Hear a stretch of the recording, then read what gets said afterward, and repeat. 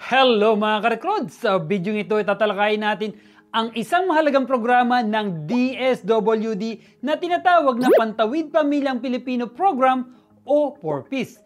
Alamin natin kung ano ang DSWD 4Ps at kung paano ito naglalayong tulungan ang mga pamilyang Pilipino na labanan ang kahirapan sa pamamagitan ng pagbibigay tulong pinansyal. Tatalakayin din natin ang mga qualification upang maging benepisyaryo ng programang ito, pati na rin ang iba't ibang cash grants na maaaring matanggap ng mga miyembro ng 4Ps.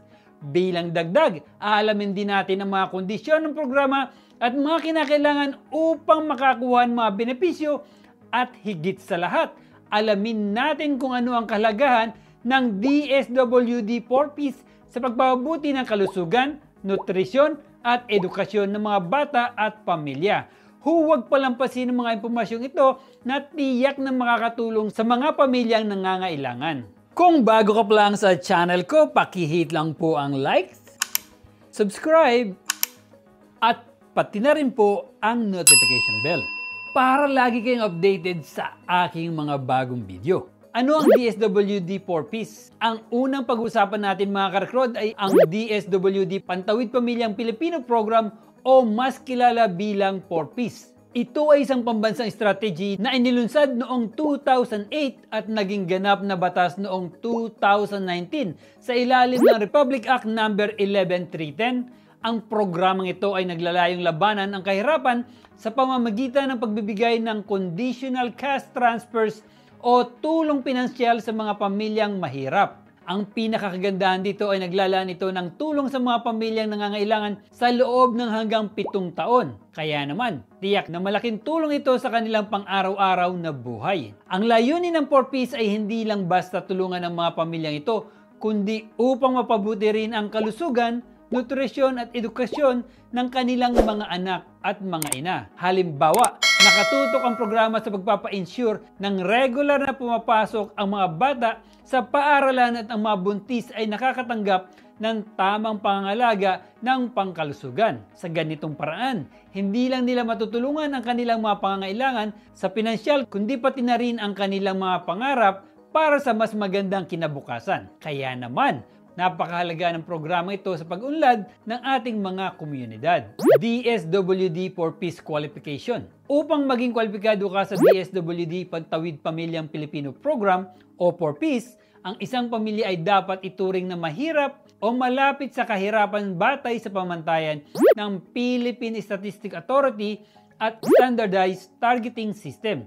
Isa sa mga pangunahing kondisyon ay ang pagkakaroon ng miyembrong nasa edad hanggang 18 o pagkakaroon ng buntis na miyembro. Mahalaga ito dahil ang layunin ng programa ay tulungan ang mga bata at ang mga ina upang mapabuti ang kanilang kalagayan sa buhay at matugunan ang mga pangunahing pangangailangan. Bilang karagdagan, kinakailangan din ng mga pamilya na sumunod sa mga kondisyon ng programa upang makuha ang mga benepisyo nito. Kasama dito ang pagpapatala ng mga bata sa paaralan at pagsunod sa mga kinakailangang pangkalusugan, tulad ng regular na check-up para sa mga buntis at mga bata. Sa pamamagitan ng pagsunod sa mga kondisyong ito, hindi lamang natutulungan ang mga pamilyang nangangailangan, kundi nagkakaroon din sila ng pagkakataon na masigurado ang mas magandang kinabukasan para sa kanilang mga anak. Mga cash grants na makukuha ng 4Ps member. Dumako naman tayo sa mga cash grants na kadalasan nakukuha ng mga DSWD 4Ps members. Ang mga pamilyang sakop ng DSWD Pantawid Pamilyang Pilipino Program o 4Ps ay nakakatanggap ng iba't ibang uri ng cash grants na tumutulong sa kanilang pang-araw-araw na pangangailangan. Para sa kalusugan, ang bawat pamilya ay may nakalaang 750 pesos kada buwan. Ito ay upang masiguro na nakakatanggap sila ng sapat na pangangailangang medikal at upang mapanatili ang kalusugan ng kanilang mga miyembro. Mahalaga ito lalo na sa mga pamilyang may mga bata na nangangailangan ng regular na check-up at pangangalaga. Sa usaping edukasyon, ang mga bata naman ay maaari makatanggap ng tulong pinansyal na umaabot sa 300 para sa mga elementarya at 500 para sa mga junior high school at 700 para sa senior high school hanggang sa maximum na 3 bata kada pamilya. Bukod pa rito, mayroon ding 600 na rice subsidy kada buwan para sa mga pamilyang sumusunod sa lahat ng mga kondisyon ng programa. Ang mga benepisyong ito ay hindi lamang nakakatulong sa kanilang mga pangangailangan, kundi nagbubukas din ito ng mas maraming oportunidad para sa mas magandang kinabukasan ng kanilang mga anak. Sa ganitong paraan, ang 4Ps ay tunay na nagiging katuwang ng mga pamilyang Pilipino sa kanilang paglalakbay patungo sa kaunlaran. 4Ps Program Conditions. Upang patuloy na makinabang sa mga cash grants ng DSWD Pantawid Pamilyang Pilipino Program o 4Ps, ang mga pamilya ay kinakailangan sumusunod sa mga tiyak na kondisyon ng programa. Una sa lahat, ang mga bata na may edad 3 hanggang 18 ay dapat naka-enroll sa paaralan at dapat ay may attendance na hindi bababa sa 85%. Mahalaga ang pagkakaroon ng regular pagpasok sa paaralan upang masiguro ang kanilang edukasyon.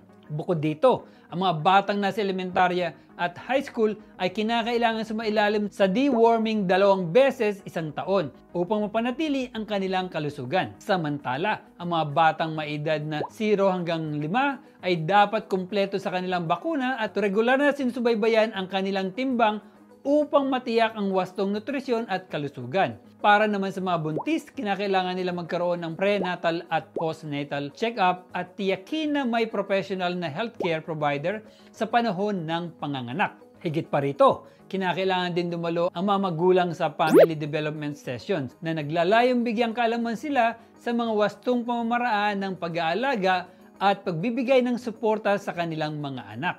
Ang pagsunod sa mga kondisyon na ito ay hindi lamang nagbibigay ng tulong pinansyal, kundi nakakatulong din sa paghubog ng mas maayos at malusog na kinabukasan para sa buong pamilya. Ano ang kahalagahan ng DSWD 4Ps?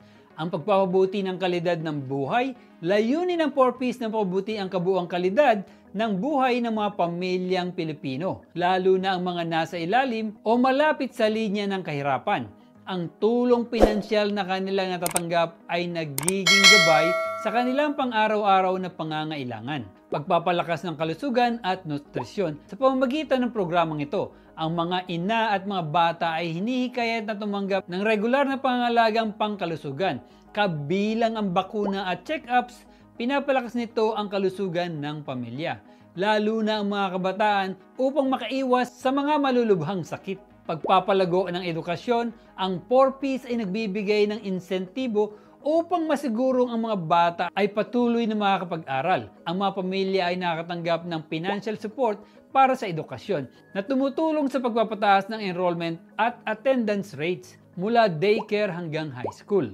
Pagbabawas ng child labor sa tulong ng 4Ps. Nababawasan ang mga pangailangan ng mga bata na magtrabaho sa murang edad. Sa halip, nakatuon sila sa kanilang pag-aaral na siyang magbibigay ng mas malaking pagkakataon para sa magandang kinabukasan. Pagkakaroon ng mas maayos na kinabukasan, nais ng programa na maghatid ng mas magandang kinabukasan para sa mga pamilya sa pamamagitan ng pagpapabuti sa edukasyon at kalusugan ng mga kabataan.